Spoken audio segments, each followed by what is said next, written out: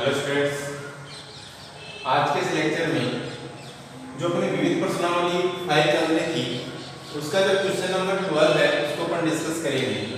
और उसमें देखो आपको क्या दिया है कि एक समांतर श्रेणी दी है आपको, जो इस टाइप में दी है उसका कौन सा पद प्रथम ऋणात्मक पद है, ये अपने को यहाँ पे करना है कि इसका कौन सा प्रथम जो पद आएगा वो ऋणात्मक पद आएगा। तो यहाँ से देखो इसको सोल्व करते हैं अपन। और समांतर श्रेणी है आपके पास में, और ये है 20, 19 सही 1/4, 18 सही 1/2 और 17 सही 3/4 इस रूप में चलती है। अभी पॉजिटिव में चलते चलती एक ऐसा पद भी आएगा तो शून्य आएगा, और शून्य के ठीक अगला पद क्या होगा, ऋणात्मक पद होगा, और वही क्या होगा, प्रथम ऋणात्मक पद कहलाता है। ठीक है, अब इस समांतर श्रेणी को देखो, ये ऐसे लिख सकते हैं 20, ये कितना हो जाएगा 19 चौक 77 और 1 77 बटे में 4, 18 दूनी 36 और 1 37 बटे में 2, और इसको लिख सकते हैं अपन 17 चौक 68 और 3 कितने हो गए 73 बटे में 4, और ये इस प्रकार से।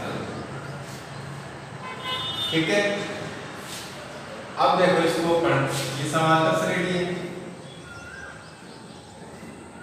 इस समांतर श्रेणी का जो प्रथम पद होगा, प्रथम पद, और प्रथम पद हो गया ए या फिर a1, वो क्या आपके पास में 20 है। सार्वअंतर d, तो सार्वअंतर d क्या होगा, ये a1 है, ये a2 है, ये a3 है और ये a4 है। तो फिर सार्वअंतर क्या होगा आपके पास में, a2 माइनस a1 कर दो या फिर a3 माइनस a2 कर दो। a2 माइनस a1 करोगे तो a2 क्या आपका 77 बटे में 4 माइनस a1 क्या है 20, और यहाँ अगर मैं 1 कर दूं और फिर लघुत्तम ले लूं, कितना आएगा, लघुत्तम 4 आएगा आपके पास में। सोल्व करोगे तो आएगा 77 माइनस 20 चौक 80, और माइनस का 80 प्लस का 77 है तो कितना बचेगा, माइनस का 3 बटे में 4। ये क्या प्राप्त हो गया आपके पास में, सार्वअंतर प्राप्त हो गया। nवां पद क्या होता है समांतर श्रेणी का, तो समांतर श्रेणी का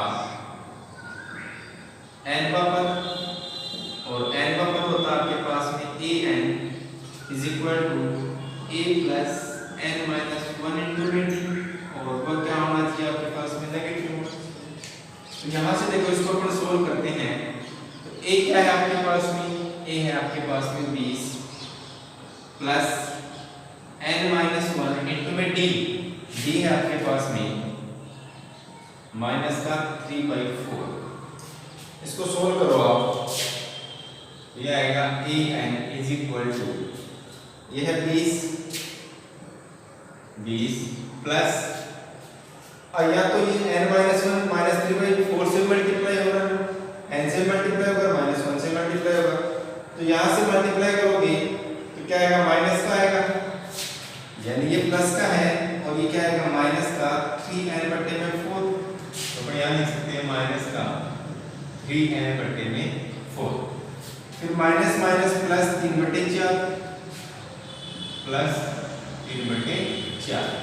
इसको सोल्व करोगे आप, इसको n वाले पद को साइड लिख लो, और जो n से मुक्त पद है उनको इकट्ठा कर लो, तो आएगा 20 प्लस 3/4 माइनस का 3n बटे में 4। ठीक है, यहाँ से अगर लघुत्तम लोगे आप तो लघुत्तम आएगा आपके पास में इसमें 4, तो कितना होगा 80 प्लस 3 बटे में 4 और माइनस का 3n बटे में 4। सोल्व करोगे तो आएगा आपके पास में 83 बटे में 4 माइनस का 3n बटे में 4। अब देखो यहाँ पे an जो है, ये जो an है, इस an का मान अगर शून्य है,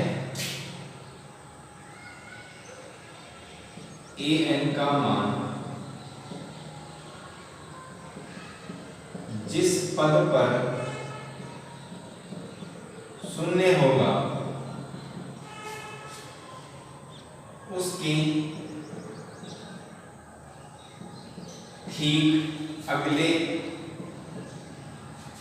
अगली या अगला पद क्या होगा, ऋणात्मक होगा। अरे भाई कहीं ना कहीं जो n पद है वो शून्य मान ग्रहण करेगा और शून्य के बाद में क्या आएगा, नेगेटिव आएगा, क्योंकि पॉजिटिव से अपन जीरो की तरफ चल रहे हैं तो फिर नेगेटिव ही आएगा।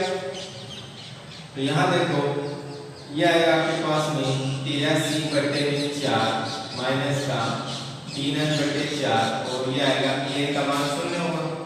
ठीक है, यहाँ से इसको सोल्व करोगे तो ये आएगा आपके पास में 83/4 बराबर हो जाएगा 3n/4। 4 से 4 को कैंसिल करोगे तो 3n बराबर में आएगा आपके पास में 83, n बराबर क्या आएगा 83/3। 83 में भाग लगाओगे आप 3 का तो क्या आएगा आपके पास में 3 दूनी 6 बच गया आपके पास में 2 और 3 7 21.2 3 6 18 और फिर ये ऐसे ही चलता चलेगा, यानी आपके पास में n का मान क्या आ गया आपके पास में 27.66। तो इससे जो ठीक अगले वाला पद होगा अप्रोक्सीमेशन पद क्या होगा, ठीक अगले वाला पद वो क्या होगा आपके पास में 28 होगा, यानी कि जो 28वां पद होगा इस यानी कि 27.66 के ठीक अगला, यदि सन्निकटन मान अपन ले रहे हैं तो n का मान कितना हो जाएगा 28 हो जाएगा, यानी कि जो 28वां पद होगा यानी a1 a2 a3 a4 dot dot a 28वां पद यानी कि a 27वां पद जो होगा वो तो होगा 0 और उसके ठीक अगला पद क्या आएगा 28 आएगा। तो ये जो 28वां पद होगा वो पाठ्यक्रम ऋणात्मक पद होगा। तो ये था हमारा क्वेश्चन नंबर 12 है। अच्छा क्वेश्चन है, एक बार इसको निकालना खुद, उसके बाद में ये और भी अच्छे से समझ में आएगा। नेक्स्ट क्वेश्चन अपना क्वेश्चन नंबर 13 और उसमें दिया है कि 4 संख्याएं समांतर श्रेणी में हैं यदि उनका योग 20 तथा उनके वर्गों का योग 120 हो तो संख्या ज्ञात कीजिए। तो देखो मैंने ये भी बताया था कि जब संख्याएं 3 होती हैं तो समांतर श्रेणी में वो संख्याएं कौन सी होंगी, अगर पदों की संख्या 4 है तो संख्याएं कौन सी होंगी, पदों की संख्या 5 है तो संख्याएं कौन सी होंगी, अपन ने डिस्कस कर रखा है। यहाँ पे 4 संख्याएं समांतर श्रेणी में हैं, 4 संख्याएं समांतर श्रेणी में, ठीक है। वो 4 संख्याएं क्या होंगी आपके पास में a minus b, a plus b और a प्लस 3d और ये हो जाएगा a माइनस 3d। ये 4 संख्याएं जो है वो क्या है समांतर श्रेणी में, यानी कि प्रथम संख्या a माइनस 3d, दूसरी a माइनस d, तीसरी a प्लस d और चौथी a प्लस में 3d। संख्याओं का योग यानी उनका योग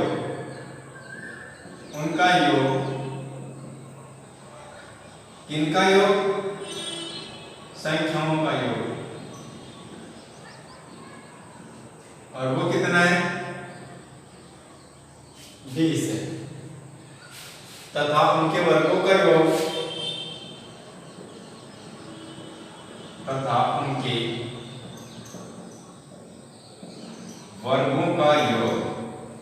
और वो कितना है 120 है। अब देखो यहाँ पे संख्याएं अपने पास में ये हैं, संख्याओं का योग, तो संख्याएं ये हैं तो संख्याओं का योग क्या हो जाएगा, संख्याओं का योग हो जाएगा आपके पास में a minus 3d plus a minus d plus a plus में d प्लस a प्लस में 3d। जो 4 संख्या की उन चारों संख्याओं को मैंने जोड़ दिया और उनका योग कितना है 20। यहां से इसको सोल्व करोगे आप तो देखो कितना आएगा a plus a plus a plus a, तो क्या आ गया आपके पास में 4a। फिर आपके पास में माइनस का 3d और माइनस का d, माइनस का 4d हो गया और ये आएगा आपके पास में, कैंसिल कर दो, माइनस d प्लस का d माइनस 3d प्लस का 3d, कितना आ गया आपके पास में 20 आ गया। a का मान क्या होगा 20/4, कैंसिल करोगे तो क्या आएगा 5। a की वैल्यू क्या आ गई आपके पास में 5। फिर देखो आपके पास में क्या दिया है, उनके वर्गों का योग, जो यानी कि ये संख्याएं दी हैं उन संख्याओं के वर्गों का योग। तो फिर यहां देखो आप वर्गों का योग ज्ञात करना है, तो a माइनस 3d का स्क्वायर वर्गों का योग कर रहे हैं, और ये आएगा a माइनस b का square plus a plus d का स्क्वायर प्लस a प्लस में 3d स्क्वायर 3d का होल स्क्वायर, और वो कितना है आपके पास में 120। यहां से इसको सोल्व करोगे तो अपने को पता है कि a माइनस b का होल स्क्वायर अपन जानते हैं, a माइनस b का होल स्क्वायर वो क्या होता है a square plus b square minus का 2ab होता है, और a प्लस b का होल स्क्वायर क्या होता है, जो होता है a square plus b square plus में 2ab। यहाँ पे a तो क्या आपके पास में a ही है, लेकिन b क्या है आपके पास में, b है आपके पास में 3d। तो सोल्व करोगे तो आएगा a square plus b square, तो b स्क्वायर मतलब 3d का स्क्वायर, तो क्या आएगा 9d स्क्वायर माइनस 2ab, तो कितना आएगा माइनस का 6ad आएगा, ठीक है। फिर plus a square plus b square minus का 2ab आएगा। फिर आपके पास में है प्लस इसका square a square plus d square plus 2ad, आएगा 2ad। फिर इसको सोल्व करोगे तो ये आएगा आपके पास में a square plus b square, तो b का स्क्वायर करोगे यानी कि 3d का स्क्वायर करोगे तो 3 का स्क्वायर तो 9 और d का स्क्वायर d स्क्वायर, तो क्या आएगा आपके पास में 9d स्क्वायर प्लस 2ab, तो 2a क्या आपके पास में a ही है, तो a, b क्या आपके पास में 3d, तो आ गया 3d, क्या आएगा आपके पास में 6ad आएगा, तो आ गया 6ad, और वो किसके इक्वल आ गया आपके पास में 120 के इक्वल आ गया। अब यहाँ से देखो तो कैंसिल होते हैं उनको कैंसिल करो, और जो ऐड होते हैं उनको ऐड करते जाओ, a square plus a square plus a square plus a square कितना हो गया 4a स्क्वायर हो गया, a स्क्वायर दो a स्क्वायर 3a स्क्वायर और 4a स्क्वायर, क्या आ गया आपके पास में 4a स्क्वायर, ठीक है। फिर d स्क्वायर, ये देखो 9d square plus d square 10d square, फिर ये हो गया 11d स्क्वायर, मैं देखो dd स्क्वायर है उनको जोड़ते चलो आप, कितना क्या आएगा आपके पास में, ठीक है। एक तो आपके पास में 9d स्क्वायर यहाँ लिखा जा रहा है 9d स्क्वायर एक, फिर उसके बाद में है d स्क्वायर प्लस का d स्क्वायर, फिर प्लस d स्क्वायर, फिर प्लस ये है 9d स्क्वायर, 9d स्क्वायर, बस इतना ही, कितना हो गया 9 दूनी 18 19 पर 1 20, तो क्या आ गया 20d स्क्वायर आ गया, इसको मैं कर सकता हूँ प्लस का 20d स्क्वायर। अब आपके पास में है a d वाले पद, कौन से वाले पद हैं a और d वाले पद, तो देखो आपके पास में क्या क्या है, माइनस का 6ad पद है, तो माइनस का 6ad पहला पद, माइनस का 2ad वाला पद, फिर यहाँ काम करो सीधे कैंसिल हो रहा है, माइनस का 2ad और प्लस का 2ad कैंसिल हो गया, माइनस का 6ad और प्लस का 6ad कैंसिल हो गया, तो यहाँ से आपको सारे पद प्राप्त हो गए, और ये किसके इक्वल है 120 के इक्वल। यहाँ से अपन 4 कॉमन ले सकते हैं, तो आएगा a स्क्वायर प्लस का 5d square is equal to 120, 4 का भाग लगाओगे तो आएगा a square plus 5d square, 5d square बराबर 120 बटे में 4, तो क्या आएगा 4 दिए 12 यानी कि 30, आपके पास में आ गया इसको हटा देते हैं यहाँ से, और आपके पास में देखो क्या प्राप्त हो गया, ए स्क्वायर प्लस में 5b square is equal to 30। ठीक है, इसको अगर समीकरण नंबर 1 मानते हो तो या फिर यहाँ पर लिख सकते हैं कि a का मान रखने पर, a का मान रखने पर ये समीकरण नंबर 1, समीकरण 1 में a का मान रखने पर, मान रखोगे a का, तो a का मान आपके पास में 5 है, 5 का square plus 5d is equal to 30। 5 का स्क्वायर क्या होगा आपके पास में 25 plus 5d is equal to 30, sorry d square हो रहा है, d स्क्वायर 25 को साइड में जाएगा 5d square is equal to 30 minus का 25, तो 5d square is equal to बच गया आपके पास में 5। d स्क्वायर का मान निकालना है तो 5 बटे में 5 कैंसिल करोगे तो क्या आएगा 1, यानी कि d स्क्वायर आ गया आपके पास में 1। d की वैल्यू क्या आएगी आपके पास में प्लस माइनस 1, क्योंकि अंडर रूट 1 होगा तो प्लस माइनस 1 आएगा।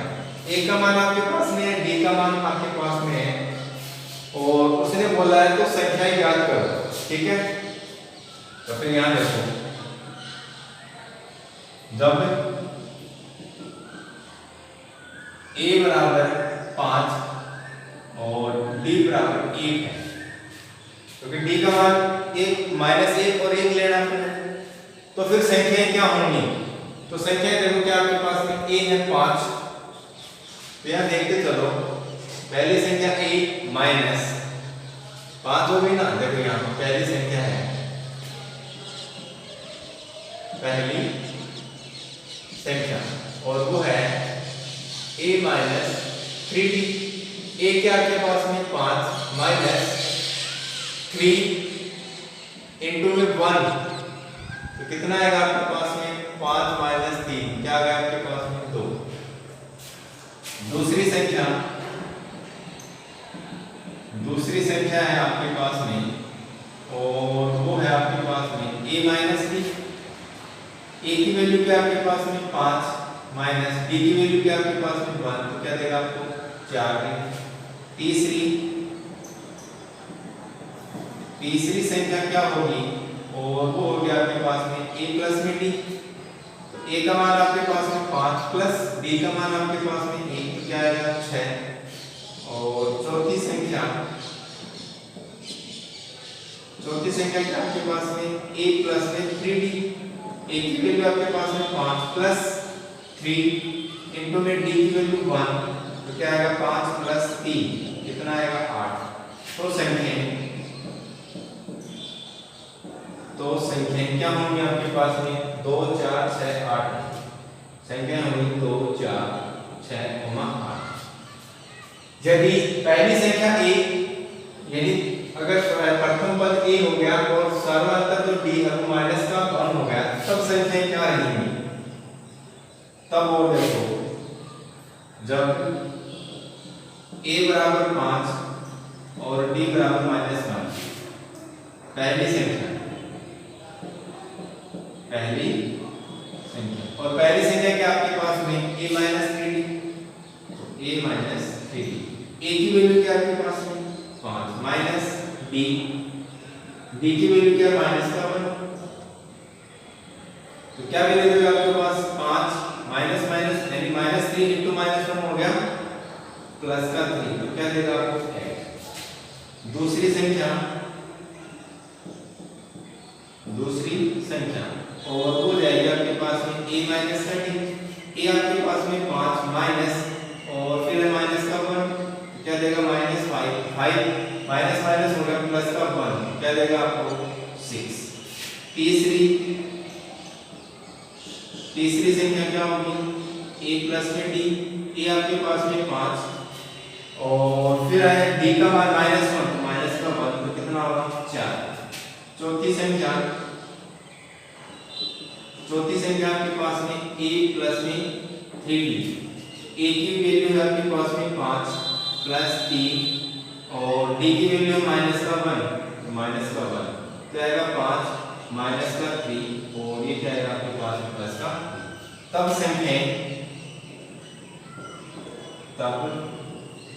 संख्याएं क्या रहेंगी आपकी 8, 6, 4, 2। तब संख्या रहेंगी आपकी 8, 6, 4, 2।